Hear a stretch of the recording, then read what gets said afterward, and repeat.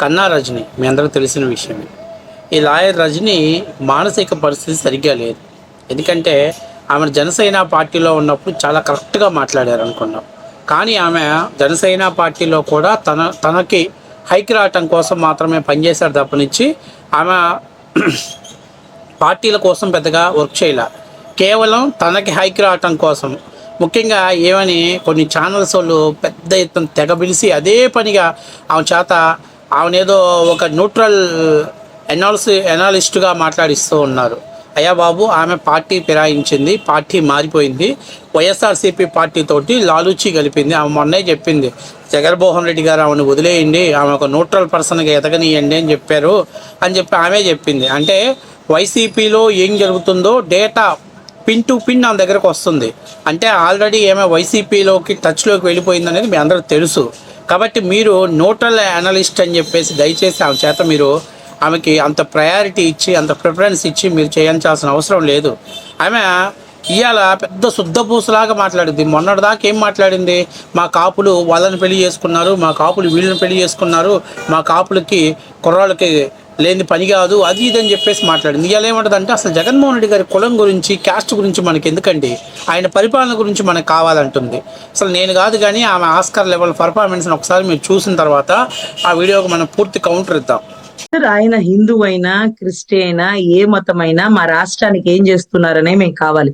కులం ఏమీ కూడు పెట్టదు. అలా అయితే యోగి ఆదిత్యనాథ్ గారికి హిందువుల ఓటింగ్ తప్ప ఏ ముస్లిం ఏ క్రిస్టియన్ ఓటింగ్ పడకూడదు. ఆయన హైందవ ధర్మం కదా మరి కాపాడుతుంది, ఆయన సనాతన ధర్మం కదా కాపాడేది. అలా ఎందుకు ఉంటది సార్? ఒక ముఖ్యమంత్రి స్థానంలో ఉన్న వ్యక్తి మాకేం మంచి చేశాడనే చూస్తాం కానీ ఆయన మతంతో మాకేం పని? ఆయన మతంతో మా ఇంటద్దెలు వస్తాయా, మా కరెంటు బిల్లులు వస్తాయా, మా పిల్లల ఫీజులు వస్తాయా? ఆయన చేసే అభివృద్ధితో వస్తుంది. ఆయన ఏ మతం అయితే మాకెందుకు? ఆయన భార్యను తీసుకొని కొండెక్కితే మాకెందుకు? భార్య లేకుండా కొండెక్కితే మాకెందుకు? మాకేం కావాలి? మా కొండ అభివృద్ధి పనులు ఏమైనా చేశారా? చేశారు. 7 కొండలని ఒక జీవో ఇచ్చారు. Very good. మా కొండ మీద ఏమైనా ఉపయోగపడే వచ్చినాయా? అవి ఏమైనా తీసుకొస్తే వాటి గురించి మాట్లాడుకుందాం.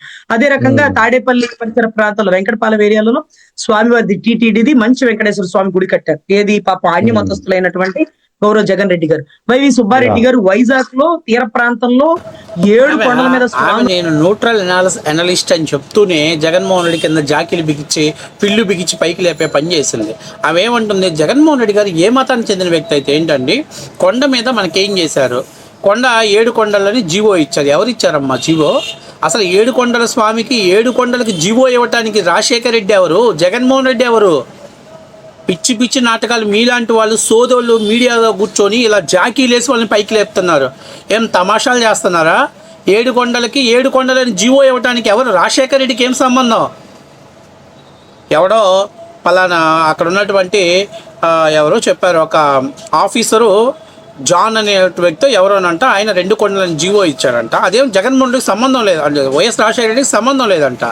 కానీ దాన్ని 7 కొండలుగా మళ్ళీ జీవో సవరణ చేస్తే ఆ క్రెడిబిలిటీ మాత్రం జగన్మోహన్ రెడ్డి గారి తండ్రి గారికి కావాలంట. అంటే వీళ్ళంతా ఇలాంటి సంకల్ నాకే వాళ్ళంతా ఆయన పక్కన చేరేసరికి ఇలాంటి వాళ్ళందరూ మూతులు నాకుతుంటే ఆయనకి బిల్డప్ చేస్తున్నారు.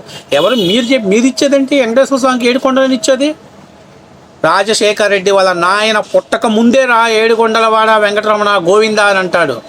అర్థమైందా? ఇంతకుముందు 2 కొండలు అని చెప్పి ఇప్పుడేం కొత్తగా శ్లోకాలు ఏం మార్చలా. మీకు మైండ్ పోయి మీ బుర్రల్లో బూజు బట్టి జగన్మోహన్ రెడ్డి ఇచ్చే కరెన్సీ డబ్బులకు, జగన్మోహన్ రెడ్డి ఇచ్చే చిల్లర డబ్బులకు ఆశలపడి మీరు ఇలా షోస్కి వచ్చేసి పిచ్చి పిచ్చిగా మాట్లాడుతున్నారు. ఏం తమాషా చేస్తున్నారా?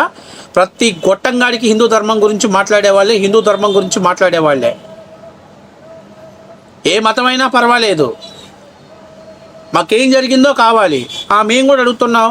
మరి జగన్మోహన్ రెడ్డి ముఖ్యమంత్రిగా ఉన్నప్పుడు అంతర్వేదిలో రథాలు తగలపడిపోయాయి, బేస్తారపేటలో రథం తగలపడిపోయింది, ఆంజనేయ స్వామి చెయ్యరగొట్టేశారు, అట్లాగే అమ్మవారు దేవస్థానంలో రథాలు వేటకెళ్ళాయి, అలాగే స్వామివార్లకు మలిడాన్ని పూశారు, అలాగే అక్కడ విజయనగరంలో ఉన్నటువంటి శ్రీరాముడి తలాన్ని తీసుకెళ్లి కోనేట్లో పడేశారు. ఇవన్నీ ఏంటి అపరాధాలు కాదా? వీటికి ప్రాయశ్చిత్తాలు ఏం చేస్తారు? ఇవి హిందువులు ముఖ్యమంత్రులుగా ఉన్నప్పుడు చేసేటువంటి పరిస్థితేనా ఏంటి? జగన్మోహన్ రెడ్డి గారికి యోగి ఆదిత్యనాథ్ గారికి ఒకటేనా? జగన్మోహన్ రెడ్డి ముఖ్యమంత్రి కావటం కోసం బాబాయ్ శవాన్ని వాడుకున్నాడు, కోడికత్తిని వాడుకున్నాడు, ఫ్యామిలీని వాడుకున్నాడు, ఒక్క అవకాశం ఇవ్వండి అన్నాడు, నాన్న బొమ్మను ఆడుకున్నాడు. యోగి ఆదిత్యనాథ్ అలావలా ప్రజలు ఇష్టపడి మార్పు కావాలి, మనం డెవలప్మెంట్ చెందాలి, మార్చుకోవాలనే ఉద్దేశంతో ప్రజలు అక్కడ ఓట్లు వేసి గెలిపించారు. యోగి ఆదిత్యనాథ్ తోటి జగన్మోహన్ రెడ్డిని ఇంకా 4 రోజులు వదిలేస్తే ఏమో, కానీ సరైన ట్రీట్మెంట్ జరగకపోతే మాత్రం 4 రోజులు పోతే దేశ ప్రధానితో పోల్చుకుంటుంది జగన్మోహన్ రెడ్డిని. అమ్మా మీకు పేమెంట్ ఇస్తున్నారు కదా అని చెప్పేసి మీరు ఎవరితో పడితే వాళ్ళతో పోల్చుకోమాకండి. చాలా స్థాయి తేడా ఉంటుంది. ఫస్ట్ ఆఫ్ ఆల్ నేను చెప్పేది నీకు ఏంటంటే, నువ్వు నీతులు చెప్తే వినే పరిస్థితిలో మేము లేవమ్మా. నువ్వు గతంలో మాట్లాడిన వీడియో ఉంది, మా వాళ్ళు వాళ్ళని చేసుకున్నారు, వీళ్ళని చేసుకున్నారు, మా వాళ్ళతో వీళ్ళంటే ఇష్టపడుతున్నారు, వాళ్ళంటే ఇష్టపడుతున్నారు, ఇలాంటి పిచ్చి పిచ్చి మాటలు మాట్లాడినటువంటి వీడియోలు చాలా ఉన్నాయమ్మా. ఇవాళ నువ్వు శుద్ధపోస్తులాగా స్టూడియోలో కూర్చొని మేము ఏ మతస్థులైనా మాకు ఒకటే, మేమేమి ఇప్పుడు జగన్మోహన్ రెడ్డి మతం గురించి మేము మాట్లాడట్లా. జగన్మోహన్ రెడ్డి ఓట్ల కోసం మతాన్ని మార్చుకునే ప్రయత్నం చేస్తున్నాడు, అది తప్పు అంటున్నావు. జగన్మోహన్ రెడ్డి గారు సతీమణి గారు వాళ్ళ కుటుంబం కన్వర్టెడ్ పలానా కమ్యూనిటీ, ఇక చేంజ్ చేసుకోరు, ఉండండి, అలాగే ఉండండి, మీరు అలాగే జరుపుకోండి, కాదనట్లేదు. ఇలా రాష్ట్రంలో ఓట్ల కోసం మీరు మత రాజకీయాలు చేస్తున్నారు, అది తప్పు అంటున్నాం. లేని హిందూ ధర్మాన్ని భుజాల మీద వేసుకోవద్దని మేము చెప్తున్నాం. లేని హిందూ ధర్మాన్ని నేర్చుకునే ప్రయత్నం చేయొద్దని మేము చెబుతున్నాం.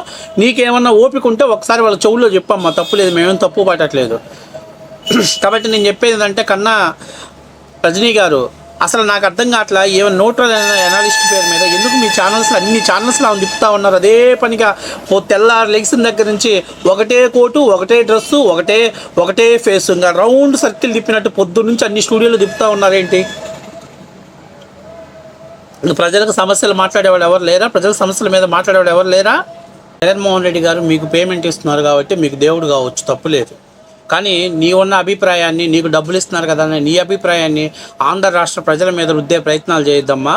ఫస్ట్ ఆఫ్ ఆల్ నేను చెప్పేది ఏంటంటే, జగన్మోహన్ రెడ్డి ఆంధ్రప్రదేశ్లోకి వచ్చిన తర్వాత ఆయన అధికారం రావడానికి కులాలని, మతాలని, వ్యక్తులని, వ్యవస్థలని, ప్రాంతాలని అన్నిటిని రాజకీయాల్లో వాడుకున్నాడు. ఎవరు వాడుకోవాల్సిన అవసరంలే. ఆయన అధికారంలో రావటం కోసం కోడికత్తి డ్రామాని ఆడుకున్నాడు, బాబాయ్ మడ్రని వాడుకున్నాడు. అధికారంలోకి వచ్చిన తర్వాత మళ్ళీ అధికారం నిలబెట్టుకోవడానికి 3 ప్రాంతాల అభివృద్ధి అని చెప్పేసి 3 రాజధానులు చేస్తానని ప్రాంతాల మధ్య చిచ్చు పెట్టాడు. వ్యవస్థల మధ్య చిచ్చు పెట్టడం కోసం న్యాయ వ్యవస్థ మీద ఆయన వ్యక్తిగతమైనటువంటి విమర్శలు చేశాడు. ఎలక్షన్ కమిషనర్ మీద వ్యక్తిగతమైనటువంటి విమర్శలు చేశాడు. ఇక్కడ ఎవ్వరు కూడా ఏ చట్టానికి లోబడి మాత్రమే ముఖ్యమంత్రులు పరిపాలన చేశారు. భారతదేశ చరిత్రలో ఒక వ్యక్తి వ్యవస్థల్ని బ్లాక్మెయిల్ చేయటం బహుశా భారతదేశ చరిత్రలో ఒక జగన్మోహన్ రెడ్డి చేశాడు. ఆయన దగ్గర డబ్బు ఉంది, ఆయన మీకు డబ్బు ఇస్తున్నాడు. ఆ డబ్బుకు మీరు ఆశపడి స్టూడియోలోకి వచ్చి పిచ్చి వాగి పిచ్చి పాటలు మాట్లాడాల్సిన అవసరం లేదమ్మా. నువ్వు అన్నట్టే ఈరోజు ఆంధ్రప్రదేశ్లో నిన్న ఏదైతే ఆల్సలర్ మిటల్ వాళ్ళది కంపెనీ రాష్ట్రంలోకి పెట్టుబడి పెట్టడానికి వచ్చిందో దాని మీద కూడా ఇవాళ వ్యంగ్యాస్త్రాలు. ఎవరు నిన్న ప్రొఫెసర్ నాగేశ్వరరావు లాంటి వాడు వచ్చి 5,000 మంది కంటే ఎక్కువ ఉద్యోగాలు రావండి, అదే జగన్మోహన్ రెడ్డి తెచ్చుంటే 1,04,000 1,40,000 ఉద్యోగాలు. అంటే ఇవన్నీ ఏందంటే జగన్మోహన్ రెడ్డి డబ్బులు మిమ్మల్ని పలికిస్తున్నాయి, మీ చేత మాట్లాడిస్తున్నాయి. ఖచ్చితంగా దానికి తగినటువంటి పరిణామాలు ఎదుర్కొనేటువంటి సమయం దగ్గరలోనే ఉంది. ఇంకో మాట చెప్పేది ఏంటంటే, అయ్య బాబు ముందు ఆ ఛానల్స్ వాళ్ళు బాబు ఎందుకయ్యా అన్నిసార్లు ఆమెను అలాగే ఒయ్యి అని రౌండ్ సర్కిల్లో తిప్పుతూ ఉన్నారు ఎందుకయ్యా? ఇంకా ఆమె అప్పటి నుంచి మీకు ఎవరు దొరకట్లేదా అంటయ్యా? మీరు ఒకవేళ ఆమెను ప్యానల్లో కూర్చోబెట్టాలంటే ఆమెకు వైసీపీ కండ వేసి కూర్చోబెట్టండి. ఆమె వైసీపీ కండ వేసుకొని కూర్చొని వైసీపీ గురించి మాట్లాడమనండి, రాష్ట్ర ప్రజలకు అర్థమైంది.